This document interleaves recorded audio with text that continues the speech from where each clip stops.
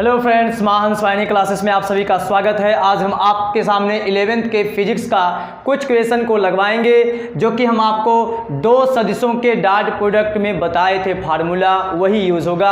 आज हम सिर्फ दो सदिशों के डॉट प्रोडक्ट या जिसे हम कहते हैं अदिश गुणन, उस पर सवाल लगवाएंगे। देखिए, फार्मूला आपको उस टाइम बताए थे कि अगर वेक्टर ए वेक्टर बी का डॉट प्रोडक्ट करना हो तो इसका जो फार्मूला हमारा बनता है ए बी कॉस थीटा, जहां ए बी क्या बताया गया था, दोनों का परिमाण था और थीटा क्या था, उनके बीच का कोण था। अब आते हैं यहां पर, देखिए लिखे हैं यदि vector A dot vector B equal 0, मतलब ये बताइए आप, ये इसका वैल्यू 0 कब होगा, जब आप थीटा का मान 90 रखेंगे तो काश 90 अंश का मान, देखिए काश 90 अंश का मान 0 होता है तो पूरा सिस्टम को खत्म कर देगा। दो वेक्टर अगर परस्पर लंबवत हैं, जब भी क्वेश्चन में कहेगा कि दो वेक्टर दिया है वो परस्पर लंबवत है तो थीटा का मान 90 के हिसाब से उसका डॉट प्रोडक्ट का वैल्यू आप 0 कीजिएगा। ये बहुत ही इंपॉर्टेंट फार्मूला का काम करेगा। कब? जब कह देगा कि दो सदिश हमारे लंबवत हैं तो आप समझ जाइएगा कि दोनों का डॉट प्रोडक्ट हमारा 0 होगा। फिर उसके बाद अगर कहे कि दोनों सदिश हमारा समांतर है तो आपको लेके चलना है उसका डॉट प्रोडक्ट के अगर हिसाब से चलेंगे तो वो बराबर हमारा हो जाएगा ए बी। लेकिन अगर उसके क्रॉस की बात करेंगे तो मान लीजिए बताएंगे अगले टॉपिक में जब हमारा चलेगा क्रॉस वाले का, तो ये होता है 0 कब, जब दोनों के बीच का कोण थीटा जो होगा हमारा 0 होगा तब, ठीक ना। मतलब जब समांतर होंगे क्रॉस वाला तब 0 होगा और लंबवत के लिए डॉट वाला तब 0 होगा। आइए फर्स्ट क्वेश्चन पे चलते हैं। अच्छा, ये जो वैल्यू आपके सामने लिखा गया है ये आपको पता होना चाहिए, बस बाकी इस क्वेश्चन में लगाने में आपको कोई दिक्कत नहीं होगा। देखिए काश 0 का मान, ये सबका मान रख दिया गया है। देखिए अब यहाँ पे फर्स्ट क्वेश्चन है, यदि वेक्टर ए का वैल्यू इतना है तथा वेक्टर बी का वैल्यू इतना है तो vector A dot vector B का मान ज्ञात कीजिए। बताइए, जब vector A dot vector B आपको पढ़ाया गया था तो उसमें आप वेक्टर ए का मान पहले रख लीजिए। वेक्टर ए का मान आप रख लीजिए 2i cap plus 3j cap, dot है इसलिए डॉट, फिर उसके बाद 3i cap minus 4j cap, ठीक ना। इसको डॉट गुणन कहिए, अदिश गुणन कहिए, सब कुछ बता दिया गया आपको। जब इन दोनों सदिशों का जब गुणा करेंगे तो i का i के साथ ही गुणा करते हैं, ये आपको पता होगा, क्योंकि अदर के साथ करते हैं तो 0 हो जाता है, उसका कोई मतलब नहीं निकलता है, इसलिए i का i के साथ गुणा करेंगे। 2 का 3 में अगर आप गुणा करेंगे 6 हो जाएगा, i का i के साथ गुणा करेंगे तो 1 हो जाएगा। देखिए हम ये मान लीजिए यहाँ पे दिखा भी देते हैं आपके सामने, i cap dot i cap, फिर जब इसका इसके साथ आप करेंगे तो माइनस ये 2 का 4 में 8 हो गया, फिर उसके बाद i cap dot j cap, फिर उसके बाद इसका इसमें अगर आप गुणा करेंगे तो 3 3 9 हो गया, j कैप का j कैप के साथ गुणा, फिर उसके बाद प्लस का माइनस में माइनस, 3 4 12 हो गया, फिर उसके बाद j का j के साथ गुणा, ये देखिए j का i के साथ है ना, यहाँ पे i था, फिर उसके बाद J वाले के साथ डॉट प्रोडक्ट। वहाँ पे आपको जब डॉट प्रोडक्ट बताया गया था तो इससे पहले आपको ये वहाँ बताया गया होगा कि दोनों का अदिश गुणन, अगर दोनों i है तो उसका अदिश गुणन 1 होता है, और उसी का क्रॉस प्रोडक्ट बताया गया था, उसका क्रॉस प्रोडक्ट की बात करते तो 0 होता है। तो यहाँ बताइए इसका मान 1 हो गया तो केवल बचा क्या 6 में 1 से मल्टीप्लाई करेंगे 6 आएगा। और जब i का j के साथ डॉट प्रोडक्ट या j का k के साथ या i का k के साथ गुणा करते हैं, वो भी डॉट प्रोडक्ट अदिश गुणन, तो क्या होता है 0 होता है, तो ये 0 हो जाएगा, ये 0 हो जाएगा, ठीक ना। ये 0 हो गया, वो वाला भी 0 हो गया, और बचा क्या -12, और j का j के साथ जब देखिए दोनों सेम रहेगा ना और उसका डॉट प्रोडक्ट करेंगे तो 1 होगा। अगर उसके अलावा i के अलावा j आ गया उसके बगल में, वो भी डॉट प्रोडक्ट में, तब हम क्या कर लेंगे 0 कर लेंगे। अगर सेम है तो 1 कर लेंगे, 1 का मल्टीप्लाई करेंगे ये आएगा, ये सब 0 हो गया इसलिए 0 रखे हैं। यहाँ पे देखिए j का j के साथ डॉट प्रोडक्ट करेंगे तो 1 हो जाएगा, और 1 का इससे मल्टीप्लाई करेंगे ये आएगा। अब यहाँ पे आपका वैल्यू हो गया 6 - 12 और जब आप इसको घटा देंगे कितना आ जाएगा, ये देखिए आ रहा है आपका vector a dot vector b। तो vector a dot vector b का वैल्यू हो गया, vector a dot vector b का वैल्यू हो गया, जब इसको आप सब्सट्रैक्ट करेंगे तो हो जाएगा -6। ये आपका हो गया फर्स्ट क्वेश्चन का आंसर। ठीक है, अब चलते हैं सेकेंड क्वेश्चन पर। सेकेंड क्वेश्चन है, यदि vector a equal 3i cap minus 6j cap minus 2k cap तथा vector b equal i cap plus 2j cap minus 2k cap हो तो ज्ञात कीजिए। फर्स्ट हमको देखिए क्या निकालना है, वेक्टर a का परिमाण, ये जो वेक्टर a है ना इसका परिमाण ज्ञात करना है। उसके बाद जो सेकंड पॉइंट इसमें पूछा है, कह रहा है वेक्टर a और वेक्टर b का डॉट प्रोडक्ट मतलब अदिश गुणन मतलब स्केलर गुणन निकालना है। चलिए सॉल्व करते हैं पहले को। फर्स्ट क्या निकालना है, वेक्टर a का परिमाण। देखिए जब किसी वेक्टर का अगर परिमाण निकालना हो, वेक्टर a का परिमाण निकालना है ना, तो वेक्टर a का परिमाण बराबर हो जाएगा, कड़ी में लिखेंगे और जो i कैप का गुणांक है उसका स्क्वायर प्लस j कैप का जो गुणांक है उसका स्क्वायर प्लस k कैप का जो गुणांक है उसका स्क्वायर, सब जोड़ के उसका वर्गमूल ले लेंगे। तो ये a वेक्टर है और हम आपको बताए भी थे, इसके i कैप का जो गुणांक होता है उसे ax मान लीजिए और इस वाले का ay मान लीजिए और उस k वाले के गुणांक को az मान लीजिए। तो इस हिसाब से आ गया हमारा कि ax का स्क्वायर कीजिए और फिर उसके बाद ay का स्क्वायर कीजिए, फिर उसके बाद प्लस az का स्क्वायर कीजिए। बताइए ax का वैल्यू क्या है, i कैप का जो गुणांक होता है वही हमारा ax होगा। अगर ये वेक्टर b में है ना तो ये bx by bz मानेंगे, c में है तो cx cy cz ऐसे मानते हैं। ये हमारा ax का जो वैल्यू है यहाँ पे 3 है, 3 का स्क्वायर माइनस ay का जो वैल्यू है -6 है, -6 का स्क्वायर प्लस az का जो वैल्यू है -2 है, -2 का स्क्वायर। अब आप बताइए माइनस रहे चाहे प्लस रहे उसका स्क्वायर तो प्लस ही आता है। तो यहाँ पे 3 का स्क्वायर आपका हो गया, 3 का स्क्वायर हो गया 9। उसके बाद ये माइनस तो रह जाएगा, ये वाला माइनस तो रहेगा, इसका कहाँ स्क्वायर करना, इस माइनस का स्क्वायर करेंगे प्लस हो जाएगा तो हो गया 36 और इस माइनस का स्क्वायर प्लस हो गया, प्लस का प्लस में मल्टीप्लाई करेंगे तो ये प्लस का क्या है प्लस ना, प्लस में तो प्लस आ जाएगा, 2 का स्क्वायर 4 हो गया। अब देखिए ये प्लस में इसको जोड़ के इसमें से घटा दीजिए। तो हम यहाँ पे लिखते हैं ये आ गया आपका 13 आ गया और 13 में से 36 घटाना है तो 36 में से 13 घटा लेंगे और माइनस लगा देंगे। ठीक ना, अगर वहाँ नहीं दिख रहा है देखिए हम यहाँ पे लिख देते हैं 6 में से 3 गया आपका 3 हो गया और 3 में से 1 गया 2 हो गया, -23 आ गया और ये आपका हो गया आंसर। ठीक ना, ये माइनस में रहेगा क्योंकि बड़ा नंबर माइनस है। अब देखिए इसका हम सेकंड पार्ट निकालते हैं। सेकंड पार्ट क्या निकालना है, vector a dot vector b। क्या निकालना है, vector a dot vector b मतलब दोनों वेक्टरों का अदिश गुणन। अभी बताए हैं एक सवाल, तो वेक्टर a आप रख लीजिए 3i cap -6j cap -2k cap. फिर उसके बाद जो वेक्टर b है उसको भी रखिए और यहाँ पे डॉट प्रोडक्ट कर दिए प्लस 2j कैप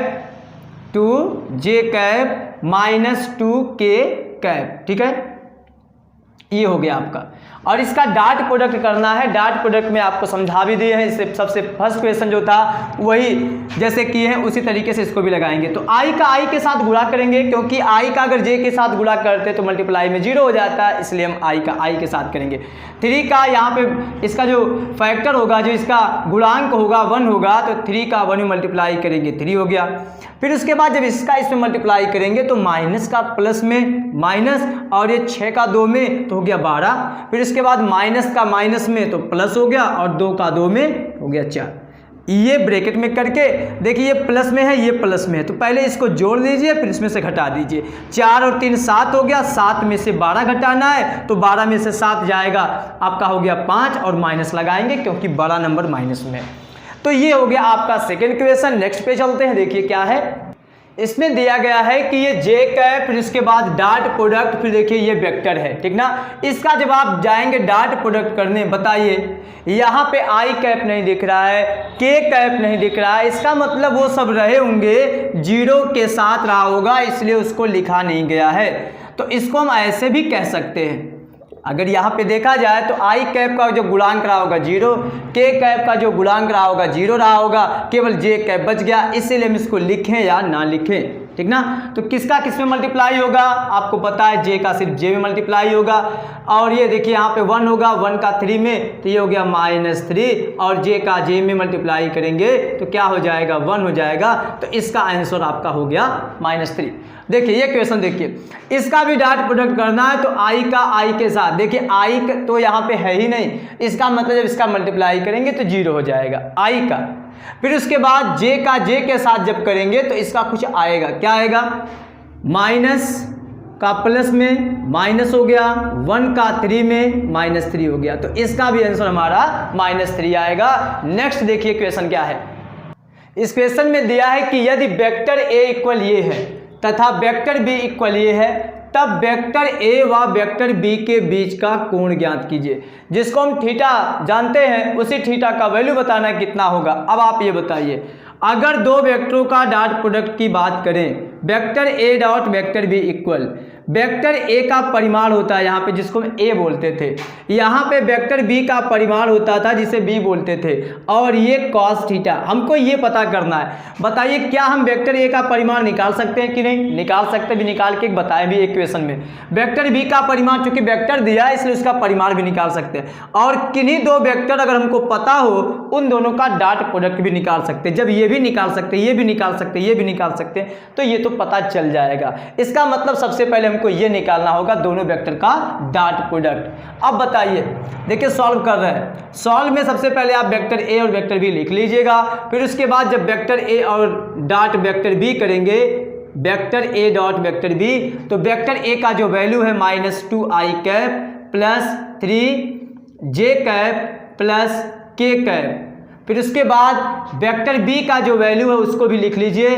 क्या दिया है वेक्टर बी का वैल्यू, वेक्टर बी का वैल्यू हमारा दिया है I cap I cap plus है, माइनस नहीं है, I cap plus 2j cap -4k cap, ठीक ना।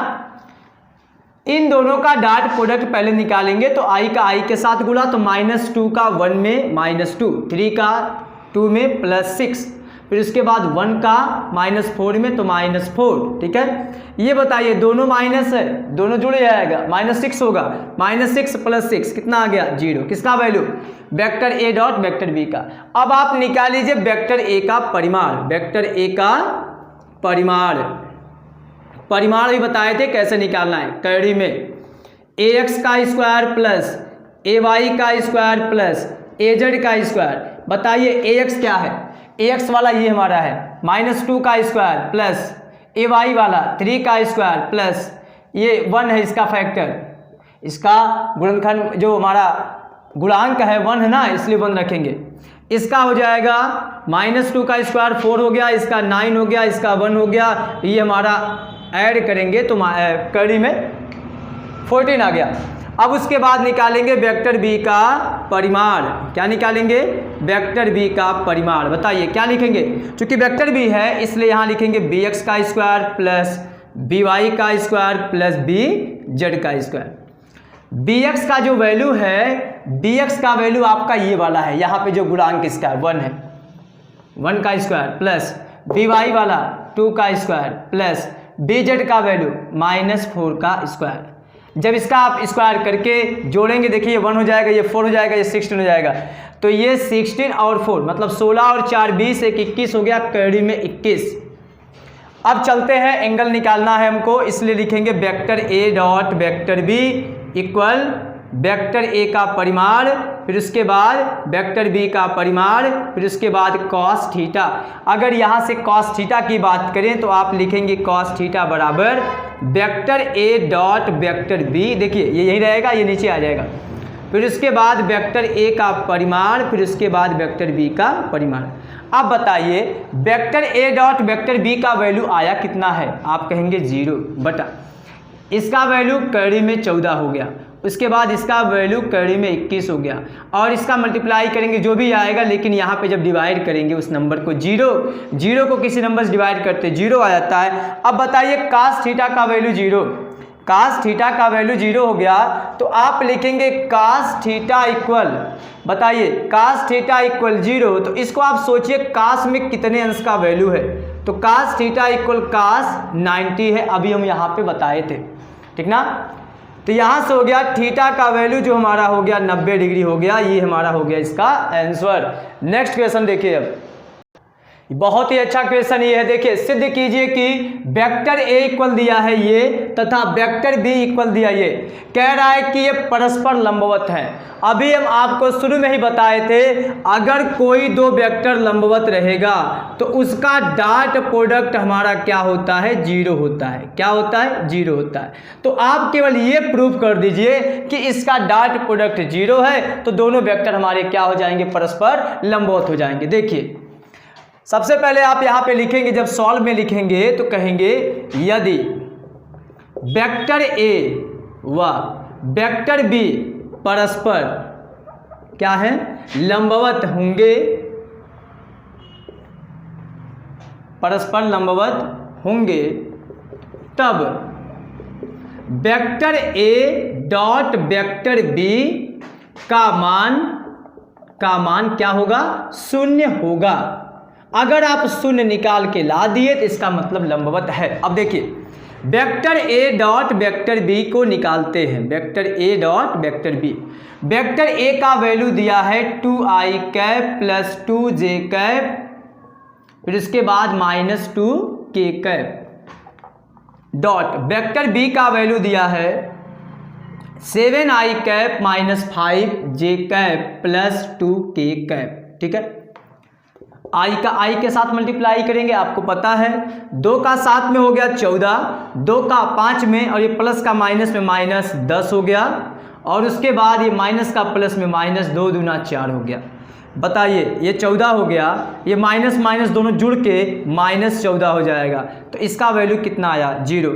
अब लिखेंगे आप, चूंकि vector A dot vector B equal 0 है, अतः दोनों सदिश हमारे क्या होंगे, दोनों वेक्टर या दोनों सदिश क्या होंगे, परस्पर लंबवत होंगे, परस्पर लंबवत। लंबवत का मतलब क्या होता है, लंबवत का मतलब 90 अंश का कोण पर होंगे, लंबवत होंगे। ठीक ना।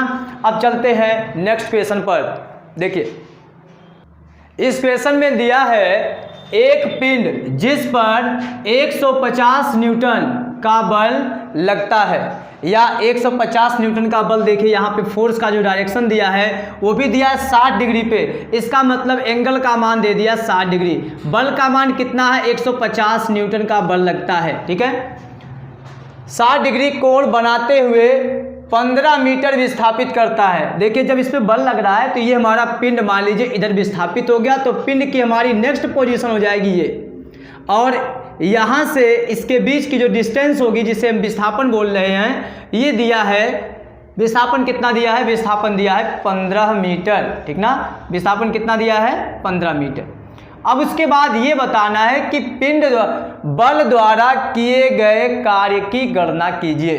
तो जो कार्य का जो फार्मूला होता है, कार्य बराबर होता है बल गुणे विस्थापन। कार्य को हम बोलते हैं W, W बराबर होता है बल और गुणे विस्थापन। बल एक सदिश राशि है, विस्थापन भी एक सदिश राशि है, लेकिन कार्य हमारी अदिश राशि है। इसका मतलब है कि इन दोनों भौतिक राशियों का, बल और विस्थापन का जब अदिश से गुणा करेंगे तभी ना अदिश गुणा मिलेगा। यहाँ पे अदिश राशि मिलने का मतलब ये है दोनों सदिशों का अदिश गुणा किया गया है, और अदिश गुणा में क्या होता है, ये हो जाएगा बल का परिमाण, विस्थापन का परिमाण, और आ जाता है कास शब्द, कास थीटा आ जाएगा। ठीक ना। तो कार्य W बराबर बल का मान दे दिया है। देखिए बल का मान कितना दिया है, बल का मान दिया है 150 न्यूटन, ये लिख लेंगे। फिर उसके बाद विस्थापन S का मान दिया है 15 मीटर। तो यहाँ पे रखिए बल का मान हो गया 150 न्यूटन और विस्थापन का मान हो गया 15 मीटर, और यहाँ पे लिखेंगे cos 60 डिग्री। cos 60 अंश का मान होता है 1/2। तो यहाँ पे हो गया W बराबर 150, कितना हो गया 150 गुणा ये 15 गुणा 1/2। इसे अगर हम कट कर देंगे तो यहाँ हो जाएगा 75, और 75 और 15 का गुणा कर दिए। जब 15 और 75 का गुणा किए तो क्या मिलेगा, देखिए 15 का 5 में 15 × 5 = 75 हो गया। 75 का 5 लिखेंगे और उसके बाद 7 बचा, 15 का 7 में गुणा करेंगे और उसके बाद उसमें जोड़ेंगे क्या, 7 जोड़ेंगे तो हो गया 1125 जूल। ये कार्य का मात्रक हो गया जूल, ठीक ना। तो ऐसे ही हमारा नेक्स्ट क्वेश्चन देखिए है, जो ये क्वेश्चन हम दे रहे हैं आपको लगाने के लिए और देखते हैं किनका लग सकता है। अगर आपका इसका आंसर आ जाएगा तो प्लीज़ कमेंट कीजिएगा। देखिए दिया क्या गया है क्वेश्चन, एक पिंड पर 10 न्यूटन का बल लगा है, बल से 60 डिग्री कोण बनाते हुए 5 मीटर विस्थापित, ये कोण दिया है, ये विस्थापन दिया है, होता है। बल द्वारा किए गए कार्य बताइए। सेम ऐसे ही लगाना है और इसका आंसर आप कमेंट कीजिएगा। अगर आपको ये आज का वीडियो बहुत अच्छा लगा हो तो प्लीज़ चैनल को सब्सक्राइब कीजिएगा और ज़्यादा से ज़्यादा शेयर कीजिएगा। Thanks you.